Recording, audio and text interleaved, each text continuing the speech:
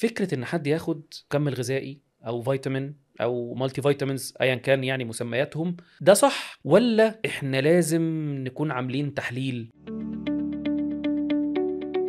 قاعدة عامة، الفيتامينات أو الأملاح أو غيره ما بتفتش غير اللي عنده نقص منها. يعني المريض مثلا مريض السكر لازم ياخد فيتامين بي. ليه؟ لأنه مرض السكر بيخليه ناقص في فيتامين بي. وهكذا أمراض الكلى مثلا ليها أملاح معينة وفيتامينات معينة. وقراصنة مثلا زمان كان يبقى عندهم نقص فيتامين سي. ليه؟ لأنهم بياكلوش حاجات طازة كتير، فواكه أو حاجة كده كتير. فالفيتامينات مش هتفيد غير اللي عنده نقص منها. غير كده اهو الفيتامينات اللي انت بتاخدها يعني أقل ما فيها إنها بتنزل بره الجسم، بعد كده الجسم بيتخلص منها من غير ما تاخد أي فايدة فيها. يسموها لفظ كده اسمه اكسبنسيف يورين. يعني لما بخش تواليت بطلع كل الحاجات اللي انا خدتها ودفعت فيها فلوس من غير ما انا استفاد منها اي حاجة خالص. وللأسف انه في بعض الانواع منها زيادتها ممكن، يعني في دراسات بتقول انها ممكن تسبب امراض مش لطيفة او المرض سيء يعني.